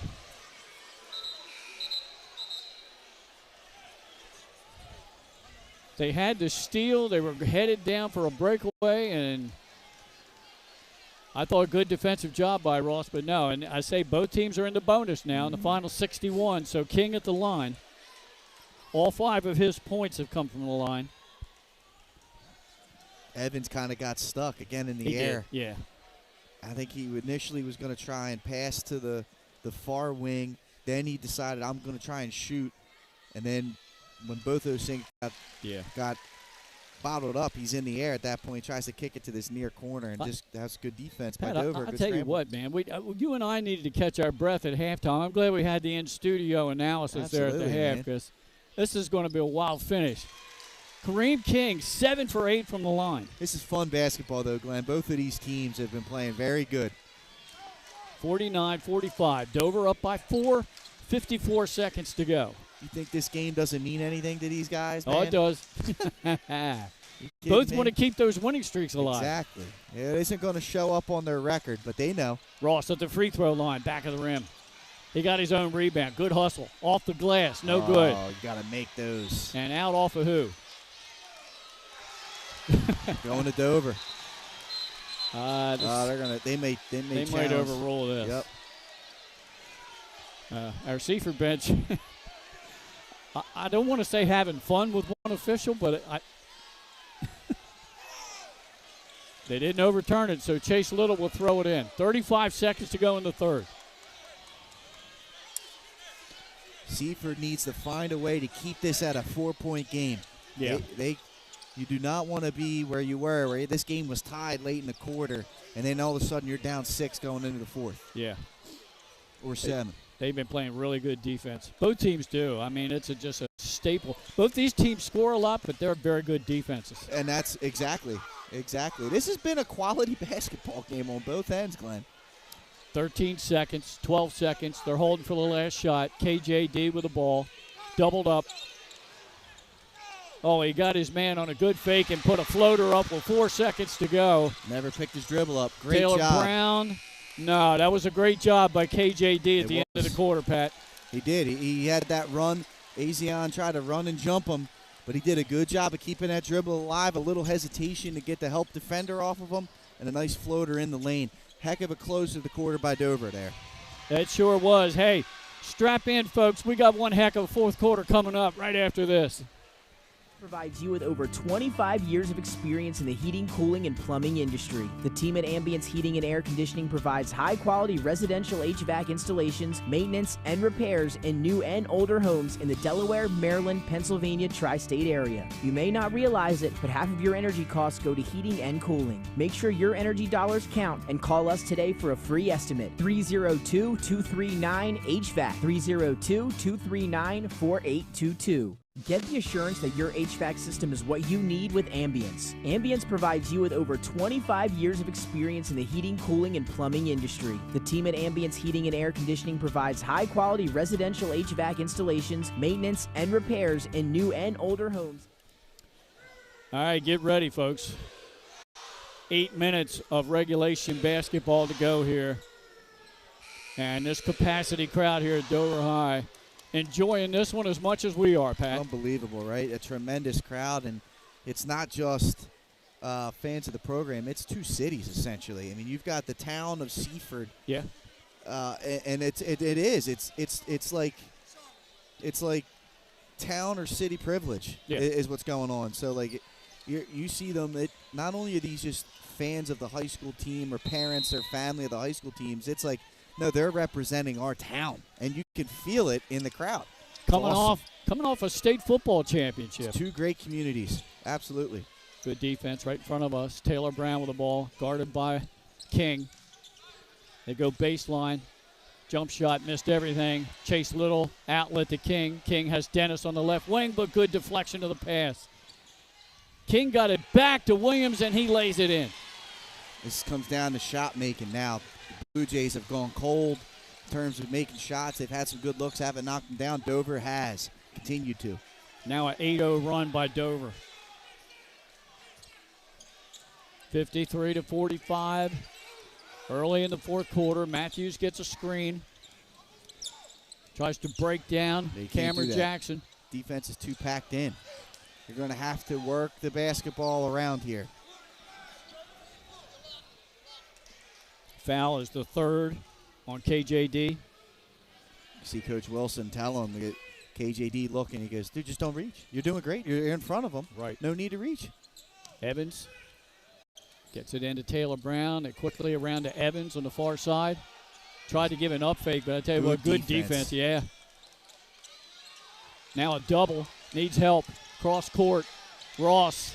And that's tipped out of bounds by Cameron Jackson-Dixon. I got to tell you, what an effort today by both of these teams. They're just flying all over the floor.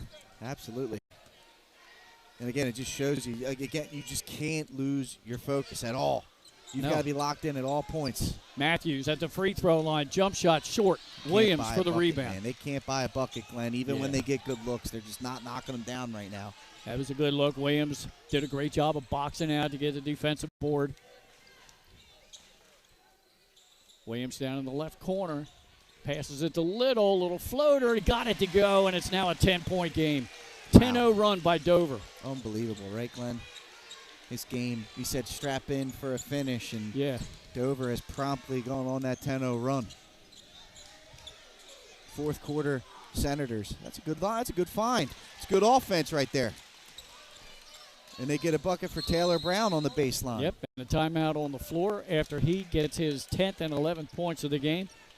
So now 3 Seaford players in double-digit scoring. And Coach Stephen Wilson did not like that defensive play possession there.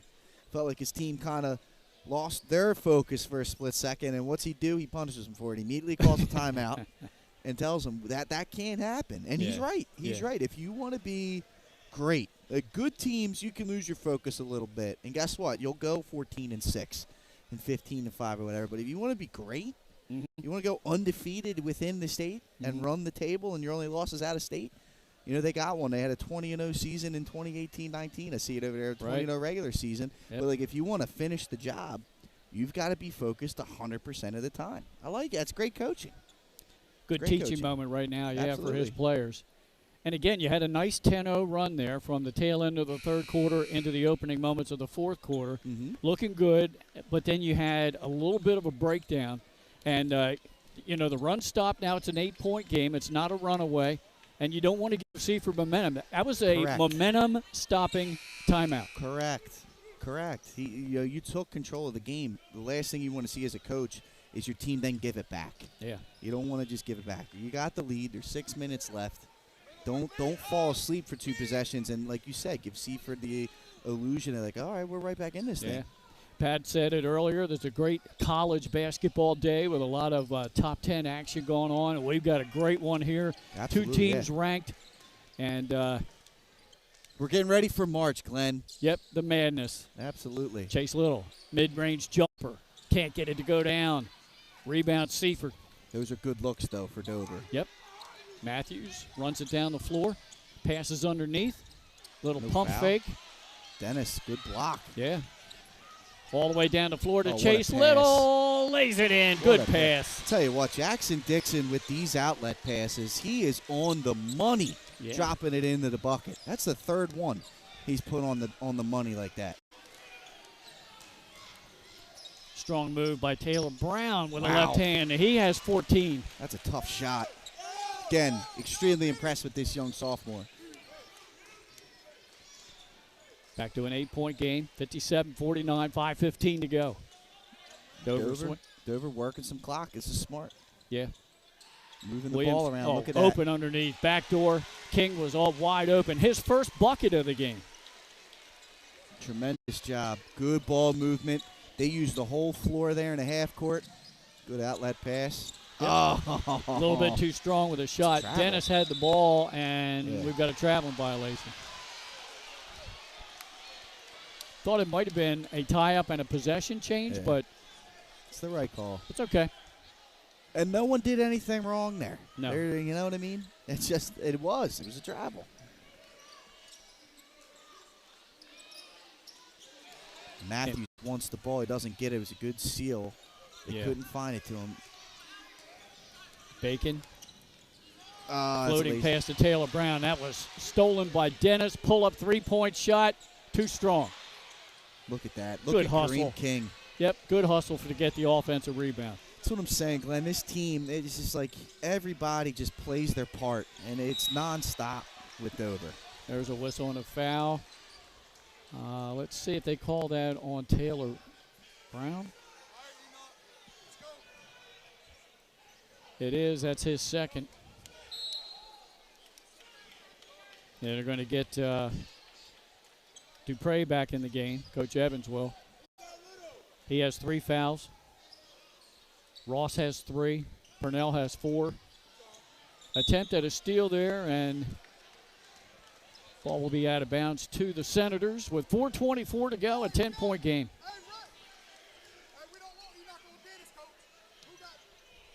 It was tied at 45-45 with under 2 minutes to go in the third quarter. And Dover just slowly chipped away. He just executed more. It was really what it came down to there. They're on a 14-4 run. Chase Little. Passes underneath. Williams, a little up fake. Nothing there, and he gets the ball back. Tough. They create a loose ball. You get a deflection, and Dover still comes away with it. It's tough right there. Yeah, that's Dover's length. Chase Little. Turnaround jump shot wouldn't go down. Seaford with a rebound. Taylor Brown coming out with it. Evans with a hesitation dribble. Kicks it out. Matthews, short with a shot. Right to Taylor Brown. Floater, no good. getting great looks. They just haven't made enough of them here down the stretch. And we had a timeout called by Coach Evans. Still loose. Yeah, I thought so too, but he got the timeout. Yep. Comes at the 3:33 mark, and it's a 10-point game. Coach Wilson. Yeah. He is right. Yeah. But this is a really strong run by Dover. A team that, again, will take you back to what we said earlier. They're a fourth-quarter team. Yeah. They've been pressed a couple of times this season. We did 2 of the games, one last Saturday. They were trailing by 3 going into the fourth quarter to Cape. They ended up outscoring Cape 18-11 in the fourth to get the win. We did the game at Smyrna. Smyrna led the whole game. They were up double digits in the fourth quarter. Yep. Dover outscored Smyrna 22-9 and got the win at the buzzer. And then at Howard led for most of that game. They outscored Howard 24-6 in the fourth quarter and come away with a double-digit win. And so far, that's what they do. And so far in this one, they scored the last 6 points of the third quarter. Right. First 4 points of the fourth quarter, and have held Seaford to only 4 points here in the fourth quarter. So, again, that trend continues, and that's championship pedigree. That's what championship teams do. They close games out. So they've done a tremendous job of that. Now, there's still time left for Seaford. Seaford's going to have to – they're close to where they're going to have to start getting – they're going to have to push that defense out. And this lead could balloon, but it could also tighten up. Yeah. So sitting in that zone here to finish this quarter or this last 3 minutes probably gives them an 8 to 10 point loss. So they're going to have to start taking some gambles here defensively. They've had some good looks the last few possessions, but haven't been able to finish. There's a good pass underneath and to one. Matthews and one, and they needed that. Yes, they did. His first points here in this fourth quarter. Got to make your free throws here. The foul is going to go on Chase Little. That's just his first. And only the team's second. So Dover's lead is 8. Matthews can cut it to 7 here.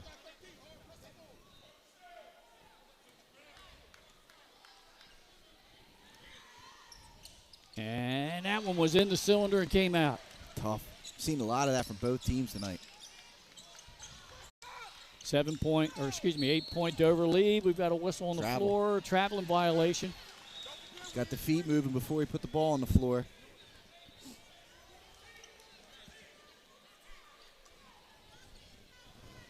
So 3:20 to go after the turnover. Seaford basketball.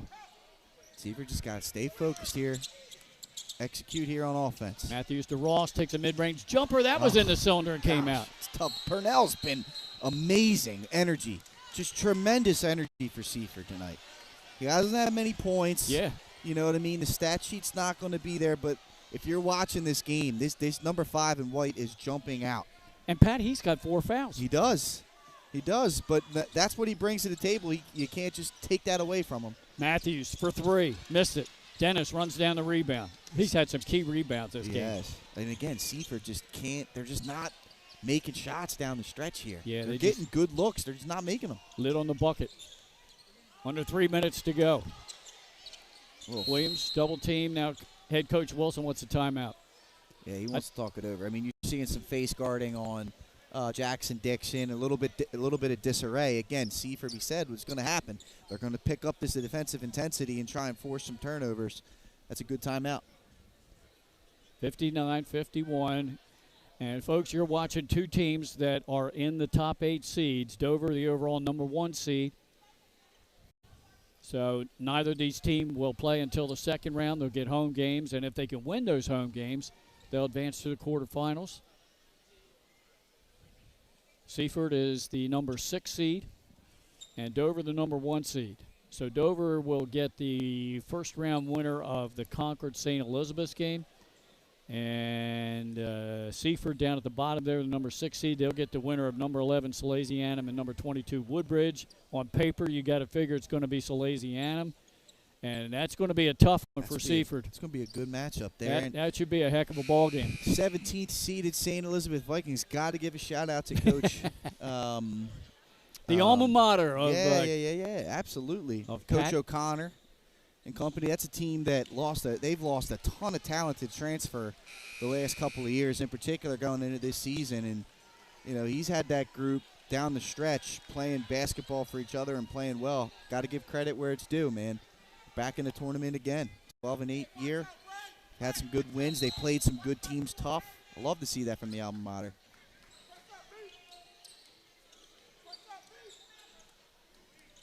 Let's see if Dover tries to eat some more clock. And they should, yeah. You're in control of the game. Stay in it. Good unselfishness as they passed the ball around. 4 passes there, but they couldn't get the finish. Yeah, that was good basketball. You just got to make the layup. Oh, good fake on the shot underneath. Put it off the glass. Yep. Got to put that off the glass. Missed there. Travel. We've got a foul on the floor, backcourt. No, a travel. Yep. Okay. Kareem King got going, and he got stuck. He was going to dribble, and then he saw his teammate Williams down the floor, and in that time, that hesitation caused the travel. So Seaford ball with 2:25 to go. They're down 59-51. King guards the inbounds pass. Evans guarded by KJD.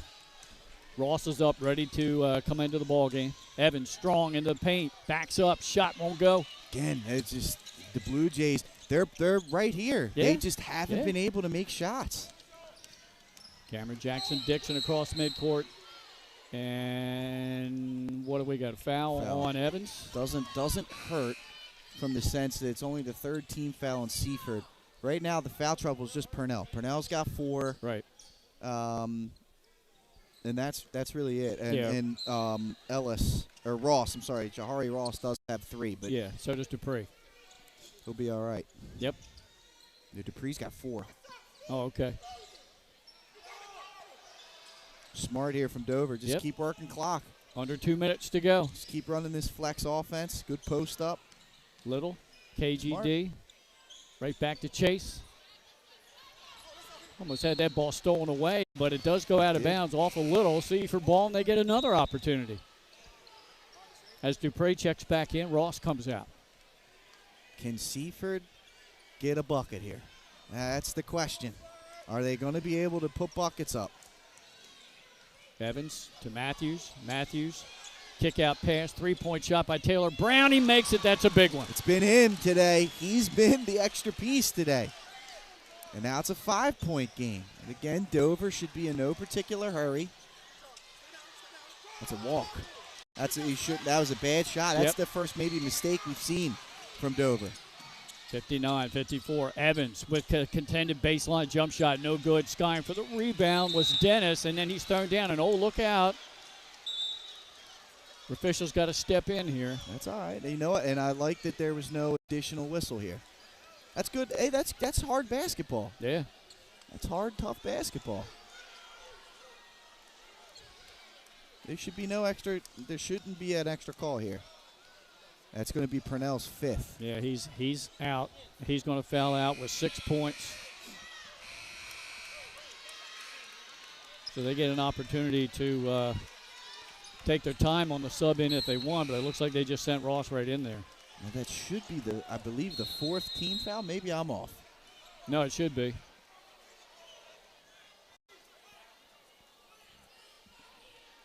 They try to give Steph Wilson a timeout. He's calling his press break, and it looks like he wants a full timeout.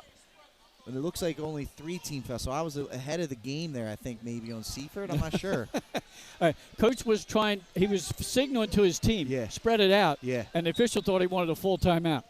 So that was the confusion there. Okay, 5-point game. Dover to throw it in. Backcourt press by Seaford. 1:10 to go. They get it into Taylor. Right back to Jackson-Dixon, guarded by Taylor Brown. Cross midcourt. You got to take one. You can hear the coach saying you got to take one to get to the limit. Yep. Underneath Williams. Under 60 seconds to go. Good pass, baseline. Turnaround. Jackson-Dixon missed the shot. He was there. Again, that's great. That's a great play. Just can't knock it down. Matthews all the way to the baseline. Good defense by Dover. 40 seconds to go. 2-possession game. Seaford's got to go here. They got to get a basket. Evans with a deep 3. Good. Big-time shot. Timeout. 33 seconds to go. It's a 2-point game. Big-time shot by Vince Evans. and they needed it. Enough time now, 33 seconds. You're going to probably go for a steal here, and if you don't get it, you got to foul because you got one to give. It's a 30-second timeout, and again, one has to wonder here, Glenn, if Seaford was able to knock down some shots earlier in the quarter, what does this game look like? And this is one of those kind of games where Dover started the fourth quarter hot like they normally do, but Seaford has come back and met the challenge. It was a 10-0 run. Yeah. To close the third and open the fourth for Dover. And Seaford right now is on an 8-0 run. 2 big threes and a layup. Yeah. To bring this thing to a 2-point game. And again, they only have 3 team fouls. So they're going to have to foul once before putting Dover on the free throw line. This is where it's tough, man. No more 1-and-1 in high school hoops. Yeah.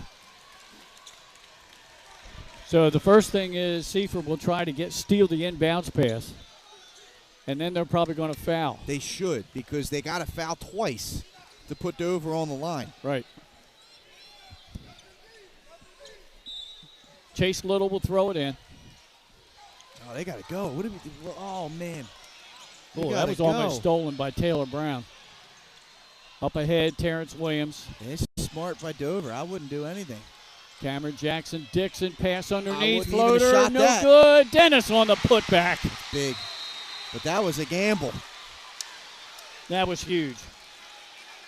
That gives him 19 with 16 seconds to left and a Dover 4-point lead. And that's just, he came from the weak side and got that putback. Dover got lucky, though, because that's a risk taking that shot right there. Yep. That's a risk taking that shot. Not Dennis's putback. The shot before, not the putback. Right. Yeah. Just clarifying. The shot before, and I'm stunned Seaford didn't go for a foul after not getting the steal. They didn't even try and steal the inbounds pass. Yeah, no, they just were trying to play real tight D, I guess, hoping that they could get a steal or force a turnover. No timeouts left for either team. Yeah. This is the last one. So after the Dennis putback, a 4-point Dover lead. Dover coming in with a 16-game winning streak. Seaford with a 14 streak. So, Glenn, here's my thought on that. I would have pressed hard trying to get the steal. If I didn't get it, I foul. Then, after you get to the foul limit, then maybe I consider Coach Evans' strategy here of let's see if they make a mistake. Yeah. Because you always have at the last minute you can foul with whatever time's left that you're comfortable with and get that final possession. But now they're going to have to foul to get to the limit. Yeah. Evans picks it up. Assuming they make this. We've got a whistle. I don't think the clock was running.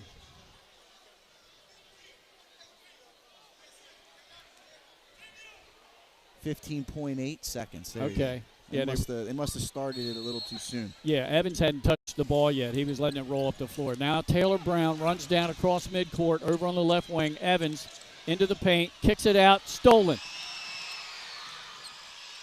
Nice pass. Chase Little, and there's the statement. A slam. No time on the clock. Great execution down the stretch by Dover there. Hold on. Put time back on the clock. I don't think it's going to matter. It's a 6-point game. Clock runs after the made basket. It doesn't stop. That's it. Gee, Pat, who's our player of the game? Go a lot of different directions here, Glenn. You could go in a lot of different directions. Let's see if we can talk to Coach in our post game. 6-point win for Dover, but I tell you what, Seaford played him very, very tough. Yes, they did. Ton of respect for how Seaford came out here today and played, man. That was a tremendous effort from them. They should have a lot of confidence going into the tournament. Yeah, great game played by both. Just a hard-fought win here for the Dover Senators. We'll see if we can get Coach maybe Javion as our player of the game. He had that huge second quarter. You want to interview him or you want me to do it? You take it. I'll give him my headset. All right, let's do it.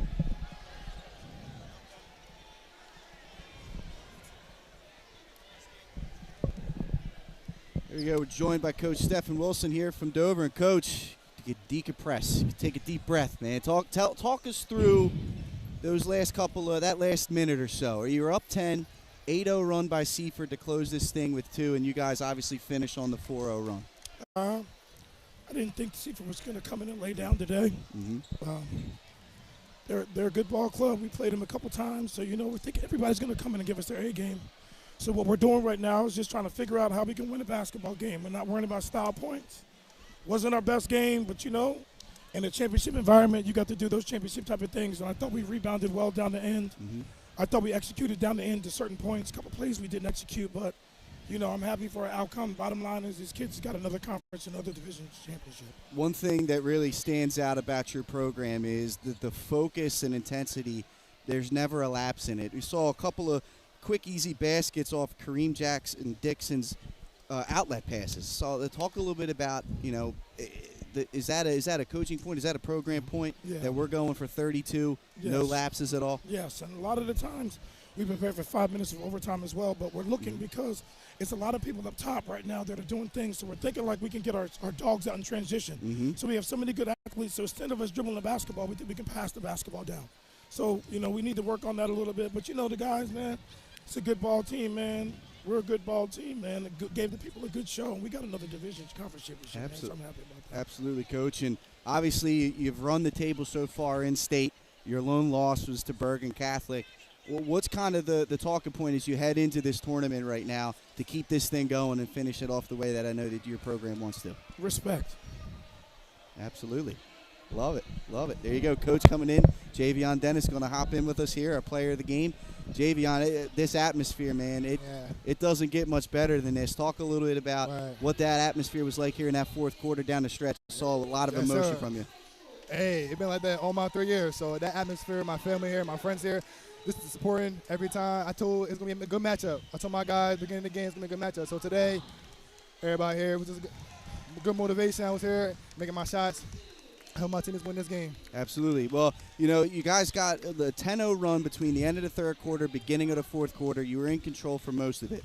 Seaford goes on an 8-0 run there. There's about a minute left. It's a 2-point game. As the leader of a team, with your teammates, what's going through your mind? What are you guys telling each other during that timeout? Coach Wilson called timeout. He told those guys, relax. Coach Wilson, every time, like I told y'all last Saturday, Coach Wilson keeping the control. He said, I'm going to coach out the game, win us the game. So we kept control, played our defense, hard-nosed defense. Last 2 possessions in the game, we got that still Kareem King, Chase Little, best duo in the state. Got a dunk, win us the game, got the energy for the win. All right, now turning our focus to the tournament, right? Yeah. It starts up this week. We'll see what happens, weather permitting. But what's an individual goal for yourself as well as your team? What's the focus here? You guys have been here before.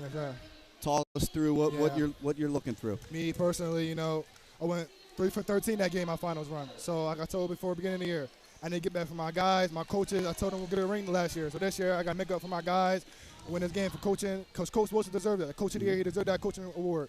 So we're going to win this tournament, get back for him and his family, just win this game for us. All right, Javion, appreciate it, man. Best of luck in the tournament. Thanks again. Player of the game, Javion Dennis, Dover Senators. And we'll bring Glenn back in here. And Glenn, what a game, my friend. What a game. I just went down to talk to Coach Evans and said, that's a heck of a team, a heck of an effort. Absolutely. I like the hustle on your team, and good luck in the tournament. And he appreciated it as they just got their awards for the Henlopen South and runner-up in the Henlopen Conference. And now the Dover players are getting their awards as well. Heck of a ball game. Great run by Seaford in that third quarter to tie it at 45. Then Dover went on a 14-4 run. Seaford comes back with a 10-2 run. And I didn't get to hear what Coach said, but I thought that one timeout, they had a 10-point lead. It went to 8. I thought that was a key timeout by him. It was huge. And, they talked about, he just talked about executing down the stretch and being there before. And, they have been, and they've done it throughout the year. And looking ahead to the tournament, he had one word for us, Glenn. He had one word. He said respect. Yeah. He said this is all about respect and left it at that. So, it was. And, again, there's never a lapse in focus, Glenn. And that's kind of what Coach Wilson and I were talking about there. There's never a lapse in focus, and that's what they focus on is we're going to go for 32 minutes, and if we go into overtime, it's 36, 37 minutes where it's nonstop. We're putting pressure on teams, and that's how you end up winning close games like this. Little tiny lapses that they take advantage of, whether it's, transition baskets off quick outlet passes from Jackson Dixon. From Jackson Dixon, it's little things like that. And, second chance opportunities. They're great at that. They are elite at that for the state of Delaware. And you factor that in with the athletic ability, the skill level, the IQ, and it's just they are a complete team. And the fact that Seaford was able to compete the way that they were, they should have supreme confidence going into the tournament as well. Vince Evans, the third, led Seaford with 17 points. That's just 2 off his season average. Azion Matthews chipped in with 14. That's just 2 below his season average. But I thought the kid that stepped up for them was number 12, Uriah Taylor Brown. He was averaging 5 points a game coming in, Pat, and he chipped in with 16. It's a sophomore that earlier in the season, you're a young kid, you're coming to the varsity level, and it's an adjustment. It just is. He's playing with a tremendous amount of confidence. And as a sophomore to finish this year off, this could be big. If he can contribute to this level, it just makes them even more dangerous. Oh, yeah. For the Dover Senators, Terrence Williams with 14 points, Kareem King with 11, 13 for Chase Little. Great job for him in that fourth quarter. 8 points for Cameron Jackson Dixon and a bunch of assists. And our player of the game, Javion Dennis, follows up a 28-point performance last Saturday against Cape with a 19-point performance here today. Thanks to both coaches, Vince Evans and Stephen Wilson, along with athletic director Kevin Turner and the staff here at Dover High. For Craig Leskowski, Jason Winchell, my broadcast partner Pat Gary-Andes, I'm Glenn Frazier. Once again, the final score, the Henlopen Conference Boys Championship, won by the Dover Senators 63-57. Thanks for watching our live stream here on 302 Sports.